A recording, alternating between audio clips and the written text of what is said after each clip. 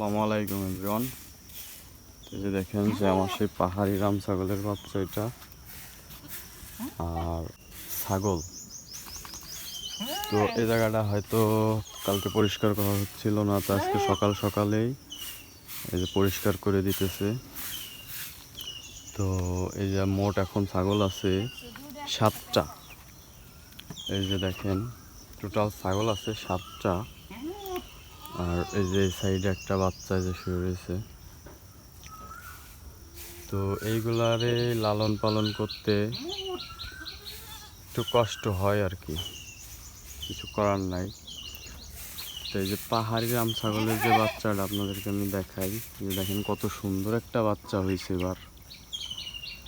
তো প্রতি বছরে এরকমের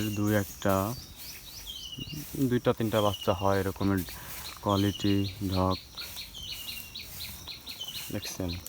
আর এই বাচ্চাগুলা খুব তাড়াতাড়ি মানে শিকারি হয়, ঠিক আছে। এই বাচ্চাগুলা শিকারি হয়, এটা আমার পাশ থাকবে সব সময়, সেভাবেও করা যায়।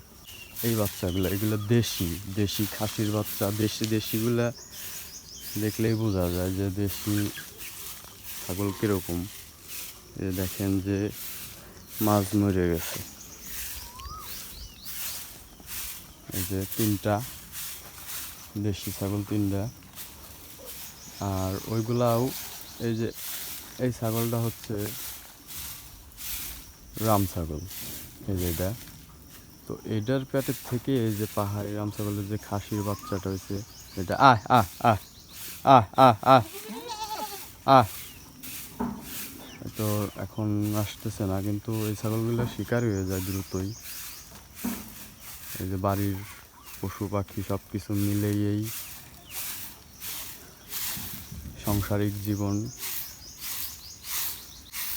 এই যে ও ছুটতেছে, ছুড়া শেষ।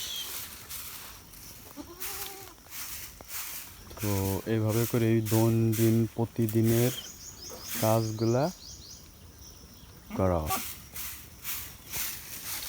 তো এগুলো কই রাখবা? এই যে ময়লা দেখেন কতগুলো হয়ে গেছে। তো ময়লাগুলা নির্দিষ্ট একটা জায়গায় ফেলাইতে হবে, মানে কোনো আগারা বা গর্তর ভিতর ফেলাইলে দেখা গেছে আস্তে আস্তে ওইটা ভরে গেল নাকি।